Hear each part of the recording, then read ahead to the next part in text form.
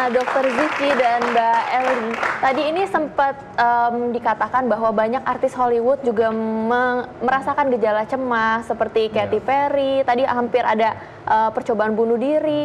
Dan kenapa sih ini sebenarnya orang-orang yang populer yang baru saja namanya dikenal banyak orang malah jadi takut dan ada rasa cemas dan paranoid yang berlebihan. Iya. Jadi cemas ini bisa bukan hanya milik mereka saja, kita semua juga pernah. Ya, apalagi dalam hidup ketika misalnya dinamika hidup kita tuh naik turun, ya kita kan nggak pernah tahu hidup itu tuh ada masa lalu, kita nggak pernah tahu ya dok ya dia pernah drugs apa enggak, itu bisa juga cemas dikarenakan penggunaan narkoba, ataupun juga dia misalnya naiknya terlalu tinggi, orang bilang tuh kaget gitu, sehingga kurang proses adaptasi. Nah itu juga bisa, ketika naiknya tinggi, udah gitu turunnya juga menungkik, nah itu makanya bisa juga. Jadi banyak sekali alasan yang melatar belakangi kecemasan. Tapi yang perlu kita tahu bahwa kecemasan ada dalam diri kita. Setiap orang pasti pernah. Jadi bagaimana cara kita untuk mengelolanya aja ya Mbak ya. Tapi Mbak ya, Dr. Ziki juga, kenapa ya banyak orang yang populer yang bisa mendapatkan segalanya? Tadi itu dia cemas, bahkan panik nih. Bahkan banyak dari mereka yang sering mengalami serangan panik. Nah, mungkin dapat dijelaskan nih Mbak Lizzy, sebetulnya apa nih bedanya cemas dengan serangan panik? Nah, ini nanti dokter bantu juga ya. Jadi kalau cemas itu kan kita merasa ada ketakutan, ada fear. Nah, kalau panik itu kan satu momen di mana saya juga pernah panik. Biasanya kita dalam satu siklus kehidupan ini pernah biasanya mengalami panik. Nah, ini Mbak Lizzy. Ini panik yang dialami Mbak Lizzy, ini panik biasa atau serangan panik? Karena kan beda dok, Mbak ya? Kalau saya waktu itu serangan panik. Serangan panik? Saya merasa saat itu nggak bisa napas, ya, seperti dan nggak sesak napas, dan perasaan pikiran yang muncul saat itu seperti serangan jantung, karena kita merasa jantung berdebar kencang. Ternyata pas di diagnosa waktu di IGD, oh ternyata itu nggak ada apa-apa jantungnya. Itu adalah bagian dari panic attack, serangan panik. Oke dok, nah ini kan saya juga pernah nih panik, bahkan sering. Kadang-kadang kunci mobil lagi mau kesini nih, tiba-tiba kunci mobil hilang, nggak tahu di mana. Padahal saya lupa taruhnya di mana. Tuh akhirnya panik banget. Nah ini kan beda ya dok ya sama serangan panik yang tiba-tiba saya juga pernah mengalami. Tiba-tiba pasien datang, terus dok saya kayaknya mau mati nih. Terus itu kenapa ya? Itu serangan panik. Mati gitu. Iya. Jadi itu ada yang biasa, ada yang enggak. Panik dikarenakan masalah kecil, misalnya kita lupa apa, ya itu biasa panik dan membuat jantung kita deg-degan. Tapi kalau panic attack yang sungguh-sungguh itu saya rasa sulit dibayangkan ya. Itu dia merasa kayak nggak bisa nafas gitu. Oke, jadi dapat dikatakan bahwa panik biasa itu kita tahu sebabnya apa, seperti itu. Tapi kalau serangan panik tiba-tiba dan kita nggak tahu nih sebabnya apa, seperti itu. Kadang-kadang tahu sebabnya apa, kadang-kadang nggak. Bagaimana dok? Biasanya ada ya, mungkin di dalam alam bawah sadar ya, mungkin sebenarnya ada triggernya itu tetap ada. Tapi memang bisa muncul kapan saja. Dan terkait serangan panik nih, kalau menurut dari pengalaman saya ini, biasanya paling sering pada perempuan, betul nggak ya? Nah, kenapa dok? Kita ya? Iya. Paling sering pada perempuan usia muda. Karena kenapa begitu? Ini sebenarnya kalau dalam saraf yang disebut namanya sindroma hiperventilasi. Ya, jadi di mana ketika terjadi ada kepanikan tanda kutip, ada pencetus, dia akan bernafas lebih cepat dan dalam. Bernafas dengan lebih cepat dan dalam ini akan menyebabkan kadar oksigen di dalam darahnya menjadi lebih tinggi.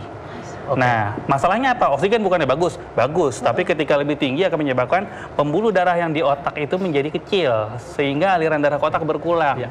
Akan muncullah rasa enteng, kesemutan di ujung, jantungnya lebih nyes, kayaknya kepalanya lepas gitu rasanya. Cuma saya bingung nih dok, kenapa perempuan ya dok? Karena biasanya terkait dengan hormonal dan terkait juga dengan kadar kalsium.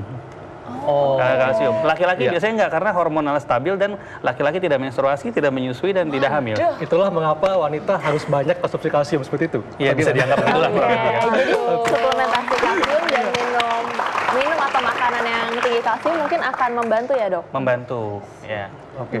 Iya, dok. Tadi kalau dokter bilang hiperventilasi, mungkin gambaran di awam itu kesurupan ya? Ya, kesurupan yang kita sering temui kayak di sekolah-sekolah itu kesurupan massal. Betul. Itu hiperventilasi dan Ya. memang penderitanya banyak wanita ya. Betul. Seperti itu. Perempuan biasanya SMP atau SMA. SMP. Karena di saat itu mereka sudah ada keterlibatan hormonal. Kalau SD belum. Oh, Ya kan? hormonal transitional itu Iya, ya dok ya. emosional juga. Untung dong dok saya udah lewat. Ya untung. Kita juga nggak pernah lihat kan seorang perkumpulan ibu-ibu kesurupan nggak pernah kan? Karena hormonal relatif udah lebih stabil. Ya.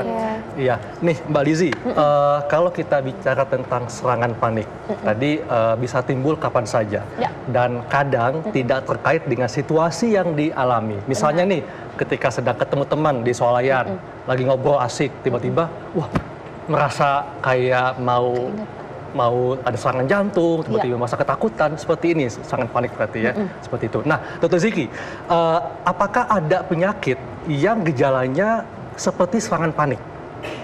Seperti kalau untuk serangan panik biasanya enggak ya. Artinya gini, kalau memang dia ada gangguan jantung betul memang bisa gitu kan ya.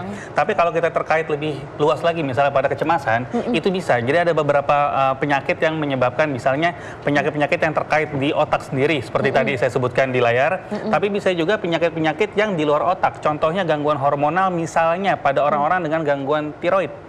Ya, Hipertiroid ya? Hipertiroid, ketika kadar hormon tiroidnya sangat meningkat, dia tampak seperti apa ya, agitasi, gelisah gitu ya, Keringetan nggak gitu bisa ya? diam, keringetan, debar-debar segala macam, itu bisa dianggap seperti tampak kecemasan, ya. Padahal aslinya mungkin baik-baik saja, tapi ternyata terbukti hormonalnya yang bermasalah. Dok, kalau misalnya perempuan, sorry ya, saya jadi tanya karena ini bicara dengan hormonal, perempuan itu kan ada siklus menstruasi, Iya. iya kan ya. Kadang-kadang H-1 dia merasa lebih intens dari hari-hari yang lain, itu mungkin nggak? Ini lebih intens, lebih sensitif kah? Lebih sensitif, ya. lebih emotional, agitated, cepat marah, cepat sedih. Karena saya dalam hidup juga pasti pernah dalam satu titik PMS itu mungkin saya juga kurang kalsium saat itu dan sebagainya, sehingga jantung lebih berdebar-debar begitu dan lebih cemas, lebih worry. Kita punya pemikiran tuh agak tidak bisa berpikir dengan jernih. Iya, Itu bisa juga bisa, hormonal. bisa. Sangat mungkin. Oke, masih soal gejalanya nih dok. Apakah identik dan selalu dengan dekat dengan sakit jantung seperti berdebar-debar dok? Bukan seperti itu sebenarnya. Tapi yang paling sering kena memang adalah saraf-saraf otonom ya. Jadi saraf-saraf otonom adalah saraf yang tidak bisa dikendalikan. Dan yang paling menakutkan tuh apa biasanya kan? Biasanya adalah serangan jantung. Contoh yang nggak bisa dikendalikan selain jantung apa? Pencernaan dan keringat. Nah itu, makanya itu yang sering muncul. Keringetan terus ya? Kan kita nggak mungkin akan berpikir, hayo saya mau keringetan, nggak pernah kan? Iya, keringat muncul, keringat sendiri, muncul. ya kan? Ayo jantungnya perlambat sedikit, nggak mungkin. Ya. Iya, iya. Itulah suatu yang mempunyai otonomi, makanya disebut saraf otonom. Tapi dok, tau nggak, ngomong-ngomong soal jantung, tadi kan dokter kan bilang, ya kalau kita lagi panik kan memang benar. Pertama kali itu kan jantung berdebar, ya itu kadang-kadang sulit sekali. Tapi nanti saya mau berbagi juga sama dokter, ternyata bisa loh kita kontrol. Sekarang aja. Gimana Oke. tuh, Mbak Lizzy, Ini caranya? bagaimana cara untuk menangani serangan panik ya atau Bukan cemas? cuma panik dan cemas dalam segala hal, ini bisa dipraktekkan oleh para pemirsa di rumah ataupun di studio. Mudah sekali, kapanpun dan dimanapun Anda bisa melakukannya. Pertama, ini disebut... Penonton ikut semuanya ya? Ya, ikut semuanya ya, ikut semua. Kalau saya bilang tutup Ya. mata, tutup mata ya. Oke, ini sambil duduk biasa seperti ini bisa Nah, Mbak? oke, saya akan Dina. Jadi ini disebut dengan pranayana. Pranayana adalah mengontrol pernafasan. Kenapa? Karena ketika kita mengontrol pernafasan dan oksigen yang masuk dan keluar dengan teratur, otomatis nanti detak jantung kita dan juga proses biokimia juga akan lebih baik, ya. stabil. Nah, itu ya. Nah, kita tadi dokter sudah katakan betapa pentingnya oksigen. Pranayana yang akan saya berikan adalah pernafasan bumi. Pernafasan bumi adalah nanti saya akan minta Anda bernafas menghirup udara dari hidung keluar dari hidung. Dan kalau bisa ada suara supaya Anda tidak tertidur ya.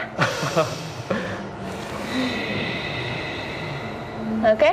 Nah, nanti masuknya adalah 4 hitungan dengan saya bantu ya dengan guided saya.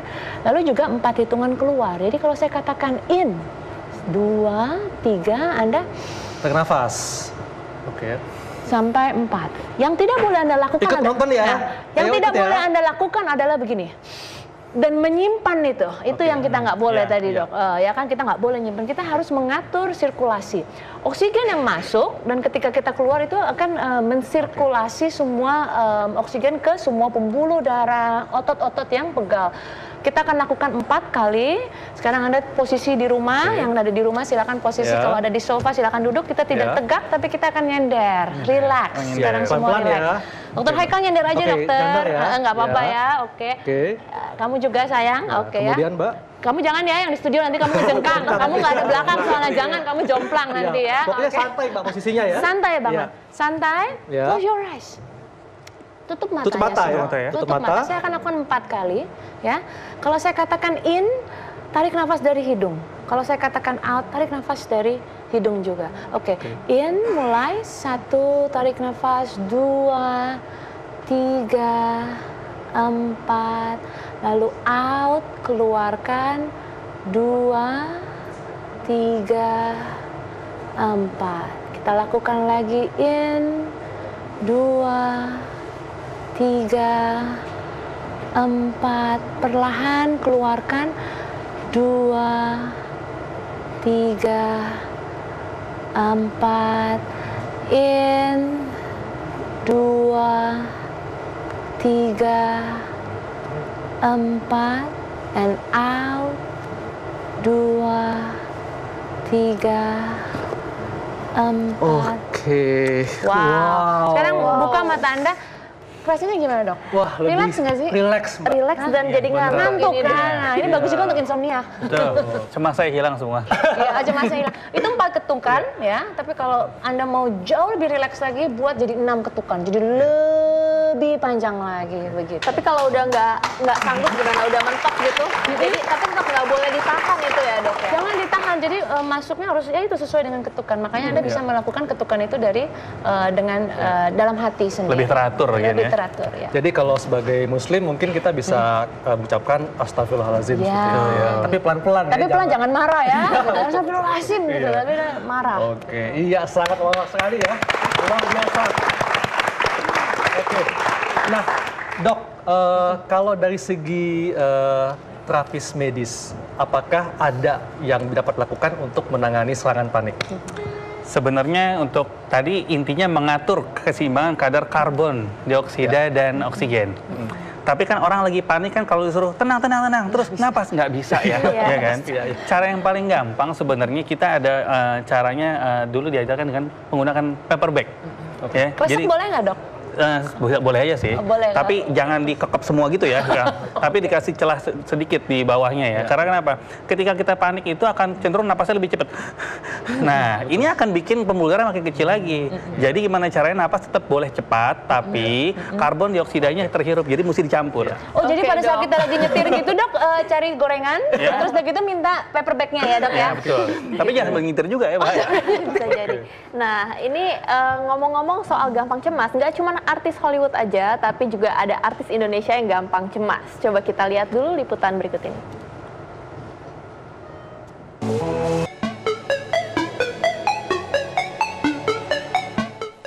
Hai dok, boleh nanya nggak gimana sih cara ngatasin apa ya kalau lagi panik itu gampang jadi emosi. Nah, gimana caranya tuh supaya nggak panikan dan nggak gampang emosi? Karena kadang-kadang karena sesuatu hal yang bikin panik tuh jadi emosi, gampang emosi. Itu mengatasinya gimana? Mudah-mudahan ada jawaban dan solusinya. Itu tadi di pertanyaannya dari laman Facebook kita ya. Jadi gimana tuh Dokter Ziki atau mungkin Mbak Lizzy bisa membantu? Mestinya Mbak Luna tadi ikut tadi Latihan latihan pernapasan tadi ya. pernapasan. Pasti Mbak Luna nggak akan ada masalah lagi nanti ke Nah, depannya. Dok, gimana Dok? Dari segi medis Kalau Dan tadi gejalanya emosional tadi katanya. Kalau tadi kita lihat pertama kali saya di screen kan kita lihat kan emang yang namanya panik semua terkait dengan emosi ya. Nah, otomatis ketika ada gangguan panik atau apa di situ emosional di sini kita mungkin lebih cenderung ke arah marah ya. Itu akan tercetus juga. Satu, bayangkan seandainya kita sedang serangan panik, kita merasa mau mati, si jantungnya lagi debar-debar. Terus ya kan pasti gimana caranya kita akan membuat diri kita lebih comfort dulu. Jadi otomatis ada stimulus dari luar atau apapun kita akan blok. Yang penting kita dulu, nah itu. Cuman balik lagi gimana caranya? Yaitu tadi dengan cara pernapasan yang diajarkan Mbak Lizzy atau dengan cara paper bag breathing tadi sih. Ya. Oke. Nah, Dr. Ziki dan Mbak Lizzy, Jadi kalau kita bisa ambil semacam kesimpulan, sebetulnya orang yang sering mengalami cemas berlebihan, kemudian sering mengalami serangan panik, apakah ini dapat dikatakan suatu gangguan kejiwaan atau gimana?